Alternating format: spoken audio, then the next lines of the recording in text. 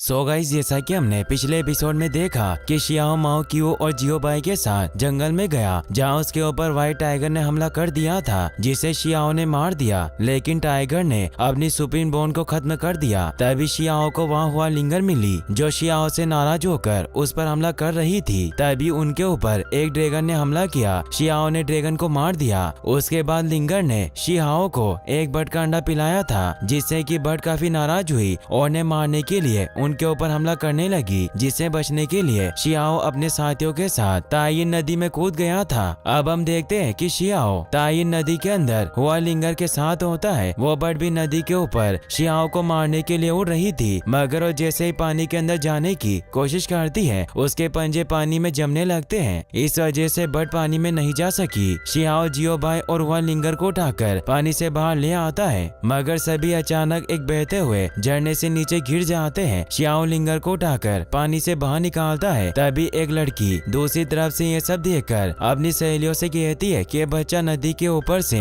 गिरने से भी बच गया और अपने दोस्तों को बचाने में भी कामयाब रहा। इसे देखकर लगता है कि इसकी ताकत और चरित्र दोनों बुरा नहीं है। ये कौन है, इसके बारे में पता लगाओ। दूसरी तरफ शियाओ लिंगर को होश में लाने की कोशिश करता है। तभी वो देखता है कि माओ क्यू जियो बाई को सीपीआर दे रहा है। ये देखकर शियाओ माओ क्यू को पकड़कर लिंगर को सीपीआर देने को कहता है। माओ क्यू अपनी मर्जी के बिना लिंगर को सीपीआर देता है, मगर वो होश में नहीं आती। इसीलिए शियाओ अपनी पावर से उसे जगाने की कोशिश करता है और अपने दोनों हाथ उसकी चेस्ट पर रख देता है, जिससे कि लिंगर होश में आ जाती है। मगर वो शियाओ के हाथ अपनी चेस्ट पर देखकर उसे जोर से चाटा मारती है। शियाओ से कहता है कि मैंने तुम्हें बचाया है, तुम मुझे क्यों मार रही हो, क्या तुम पागल हो। लिंगर कहती है कि तुम इसी के लायक हो और फिर से शियाओ पर हमला करने लगती है। शियाओ उसके हमले से बचकर कहता है कि अगर तुम नहीं रुकी तो मैं तुमसे लड़ूंगा। ये सुनकर लिंगर हमला करना बंद कर देती है और शियाओ से कहती है कि मैं तुम्हें नहीं देखना चाहती, और वहाँ से चली जाती है। शियाओ कहता है कि मैं भी तुम्हें नहीं देखना चाहता था, वो तो तुम मुझे यहाँ मिल गई, मुझे अभी दूसरी पूर्वजों की जमीन पर जाना है। शियाओ और वह लिंगर दोनों को वहाँ से जाते समय एक दूसरे की याद आती है। शियाओ जब लिंग पहाड़ी के पास से गुजरता है तो उसे एक लड़की देख रही होती है और वो अपने साथियों से शियाओ पर हमला करने को कहती है। शियाओ उनके हमले को रोकने के लिए ब्लू स्केल ट्रिक का इस्तेमाल करता है, मगर तभी उन लड़कियों की लीडर जियायुयू बीच में आकर शियाओ के हमले को रोक लेती है। शियाओ जियायुयू को पकड़ लेता है और उसे पूछता है कि बहन तुम मुझ पर हमला क्यों कर रही हो। जियायू मेजिक की मदद से शियाओ के हाथ से निकल जाती है और शियाओ से कहती है कि तुम अभी छोटे हो, पर तुम्हारी ताकत समुद्र की लहरों की तरह बढ़ रही है, तुम अकेले कहाँ जा रहे हो। शियाओ कहता है कि मैं अनुभव की तलाश में महान जंगल जा रहा हूँ। जियायू कहती है कि हमने तुम्हारा पीछा किया था, हम बस तुम्हारी पावर देखना चाहते थे, लेकिन मुझे उम्मीद नहीं थी कि तुम इतने छोटे और तुम्हारी पावर इतनी ज्यादा होगी। और वो शियाओ को एक बेस देकर कहती है कि ब्यूटियन पवेलियन में नए स्टूडेंट रजिस्ट्रेशन के वक्त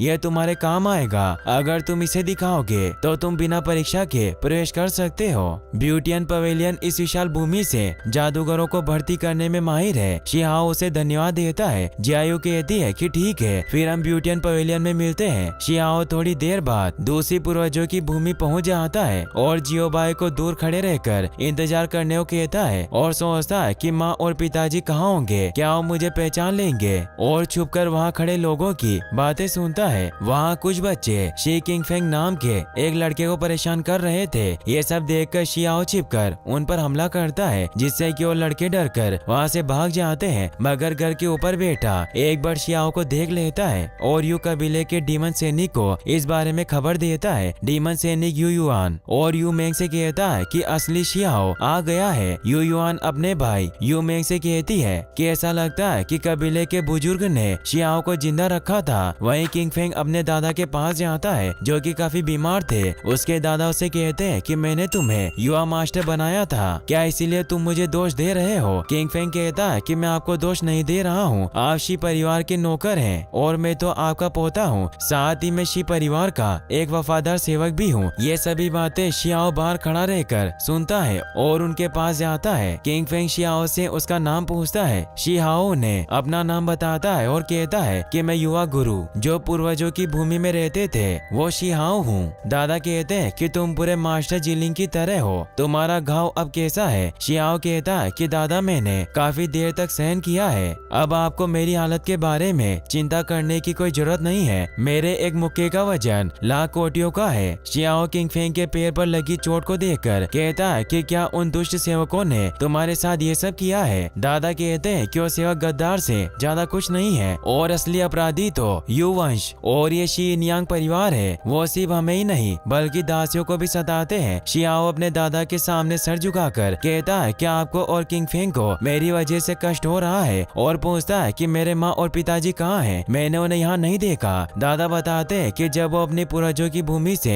लौट आए तो तुम्हारे ठीक होने के लिए पवित्र औषधि लेने ताइगु गोड पर्वत पर गए, लेकिन उनके वापस आने के बारे में मैंने कभी नहीं सुना। शियाओ पूछता है कि ताइगु गोड माउंटेन कहाँ है? दादा कहते हैं कि वो पहाड़ बहुत खतरनाक है, तुम वहाँ जाकर उनसे मिलने का जोखिम मत उठाओ। शियाओ उनसे कहता है कि क्या आप दोनों यहाँ से बाहर नहीं निकलना चाहते हैं? आप मेरे साथ स्टोन विलेज चलो, वहाँ सभी तुम्हारे साथ अच्छा बर्ताव करेंगे। मेरा पालन पोषण भी वहाँ हुआ है। दादा कहते हैं कि सुनकर आखिरकार मैं राहत महसूस कर रहा हूँ। तभी डीमन सैनिक वहाँ आते हैं जिसने घर को चारों तरफ से घेर लिया था। शियाओ घर के बाहर जाता है। यू मेंग सैनिकों से कहकर सभी को मारने को कहता है। शियाओ अकेला ही सबसे लड़ने लगता है और सभी सैनिकों को मार देता है। जब कोई सैनिक नहीं बचता तो यू मेंग खुद शियाओ पर हमला करता है। शियाओ सोचता है कि मैं अभी प्राचीन सी ट्रिक का इस्तेमाल करता हूँ, मगर उसके लिए मुझे सही समय का इंतजार करना होगा। तभी यू युआन भी वहाँ आती है और अपने भाई मेंग से कहती है कि जो मरने वाले लोग हैं तुम उनके साथ समय क्यों बर्बाद कर रहे हो, और दोनों मिलकर अपनी पावर से शियाओ के ऊपर हमला करते हैं। यू युआन जब अपनी बर्ड पावर से शियाओ पर हमला करती है तो शियाओ के दादा बीच में उसे रोक लेते हैं और उनकी मृत्यु हो जाती है। उन्हें मरता देख किंगफेंग और शियाओ रोने लगते हैं। शियाओ कहता है कि जिन भी लोगों से मैं प्यार करता हूँ तुम उन्हें एक एक करके मुझसे क्यों छीन रहे हो? शियाओ फिर से खड़ा होकर उन पर हमला करता है जिसे वो दोनों रोक नहीं पाते और गुस्से में आकर दोनों भाई बहन अपने मैजिक को मर्ज करते हैं, जिसे देखकर शियाओ अपनी प्राचीन शेर टेक्निक का इस्तेमाल करता है। शियाओ की प्राचीन शेर ट्रिक को देखकर युआन और यू मेंग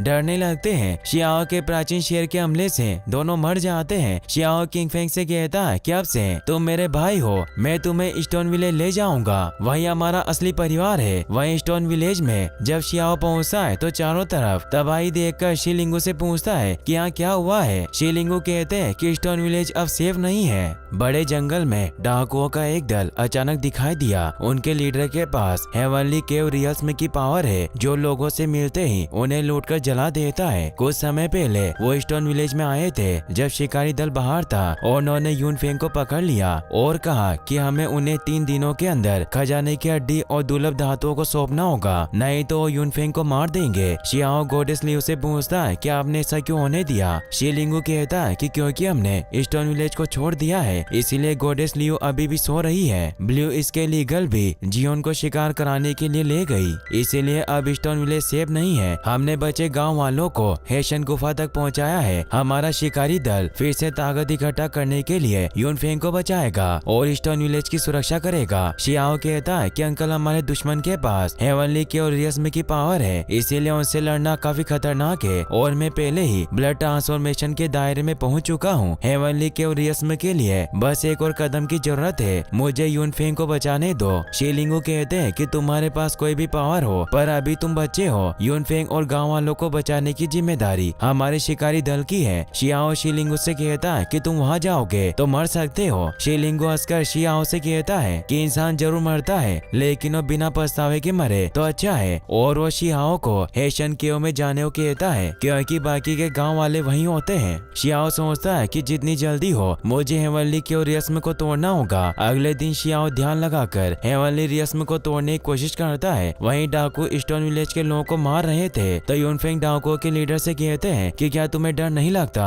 कि स्टोन विलेज का शिकारी दल तुम पर हमला करने वाला है हमारा बदला लेने के लिए? मगर उनकी बातों पर ध्यान नहीं देता। सभी डाकू रात में शराब पी रहे होते हैं। तभी एक डाकू अपने साथी से पूछता है कि हमारे लीडर को हाल ही में पढ़ने का जुनून कैसे लगा और उसका लहजा भी बदल गया। तो उसका साथी कहता है कि मैंने सुना है कि इसे वायु कृपा की कला कहा जाता है जो कि मानव दांतों को उड़ा सकता है, और सभी टॉयलेट करने चले जाते हैं। तभी शिकारी दल के आशान और शिलिंगू पीछे से आकर उन्हें मार देते हैं। दूसरी तरफ शियाओ ध्यान लगाता हुआ सोचता है कि गोडेस लियू ने कहा था कि सच्चे सत्य का अभिलेख हेवन और अर्थ के सीक्रेट के बारे में बताता जाता है। गॉडेस लियू शियाओ से कहती है कि स्वर्गीय पद लोगों में से एक है, साथ ही ये एक ट्रेनिंग टूल भी है, इसीलिए तुम हेवन एंड अर्थ के सार को अवशोषित करो। ताओ के सही अर्थ को समझने के लिए विश्व में जो व्यवस्था और बदलते नियमों को समझो। शरीर के अंदर और बाहर ताओ के प्राइवेट माँ को खोलना, ये सब दुनिया में खेलने जैसा ही है। तुम जल्दी मत करो और लगातार इसकी प्रैक्टिस करो, जिससे कि तुम्हें ज्यादा फायदा होगा। शियाओ के अंदर से एक रोशनी निकलकर आसमान में जाती है। शियाओ जब ध्यान से उड़ता है तो अपने हाथ को देखकर उसे पता चलता है कि ओनली केवल रियल्स में है। गॉडेस लियू ने जो कहा है वो सच है। लगातार ध्यान लगाने से और इसे संचित करने से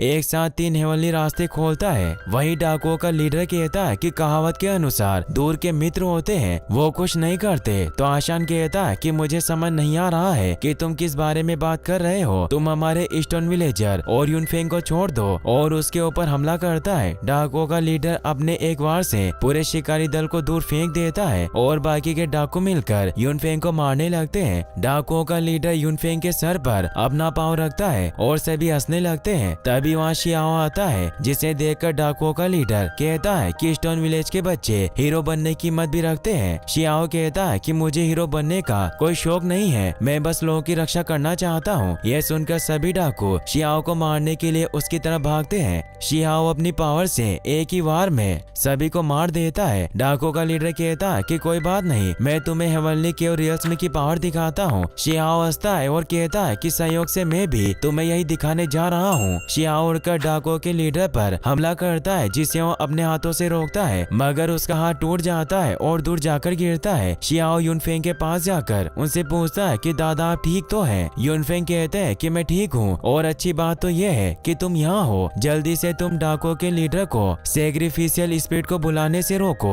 मगर डाकुओं का लीडर अपनी सैक्रिफिशियल स्पिरिट को बुला लेता है, जो कि एक विशालकाय कोमोडो ड्रैगन होता है। शियाओ शिलिंगू से कहता है कि आप दादाजी और बाकी सभी को लेकर यहाँ से चले जाओ और मैं इस ड्रैगन को रोक लूंगा। शियाओ दौड़कर ड्रैगन के ऊपर हमला करता है और ड्रैगन को उकसाकर अपने पीछे आने के लिए मजबूर करता है। ड्रैगन शियाओ को मारने के लिए उसका पीछा करता है और उस पर अपने फायर पावर से हमला करता है। शियाओ उसके वार से बचकर अपनी हेवनली पावर से उस पर हमला करता है, जिससे उसे ड्रैगन के गले का घाव नजर आता है। शियाओ ड्रैगन के वार से बचकर उसके घाव पर जोर से मारता है, जिससे कि ड्रैगन नीचे गिर जाता है, मगर वो फिर भी अपनी पूंछ से शियाओ पर हमला करता है। मगर शियाओ उसकी पूंछ पकड़कर उसे दूर फेंक देता है। शियाओ देखता है कि डाकू मिलकर स्टोन विलेजर को जाने से रोक रहे हैं, इसीलिए वहां आकर सभी डाकुओं को एक ही वार में मार देता है और शिलिंगू से कहता है कि अंकल आप जल्द ही सभी को ले जाओ। तभी वो ड्रैगन फिर से उठकर खड़ा होता है और अपनी प्रोटेक्टिव शील्ड को एक्टिवेट कर लेता है। यह देखकर शियाओ अपनी ब्लू स्केल टेक्निक से ड्रैगन पर हमला करता है, जिससे कि ड्रैगन की शील्ड टूट जाती है। अब वो काफी कमजोर हो चुका था, इसीलिए वो अपनी पावर को बढ़ाने के लिए वो अपने लोगों को खाने लगता है। शियाओ ये सब देखकर काफी हैरान होता है कि सैक्रिफिशियल स्पिरिट ने अपने लोगों को खा लिया। ड्रैगन की पावर अब काफी बढ़ जाती है और वो अपनी ड्रैगन सीजर टेक्निक से शियाओ पर हमला करता है, मगर शियाओ उसके वार से बच जाता है। शियाओ उसके गले का घाव देखकर सोचता है कि जरूर इसने पहले एक हड्डी का खजाना खाया होगा, क्योंकि वो अपने शरीर के अंदर एक मजबूत हड्डी विकसित करना चाहता था। वो ड्रैगन शियाओ पर हमला करने के लिए आगे बढ़ता है, तो शियाओ अपनी प्राचीन सी टेक्निक से उस पर हमला करता है, जिससे कि ड्रैगन कमजोर होकर मर जाता है। और मरते समय शियाओ से कहता है कि जियो जीटियन तुम्हें नहीं जाने देंगे। शियाओ भी काफी कमजोर हो चुका था, मगर फिर भी वो ड्रैगन सीजर को अपने पास रख लेता है। यूनफेंग भी वहाँ आने लगते हैं, मगर तभी शियाओ बेहोश हो जाता है। यूनफेंग शियाओ को अपने साथ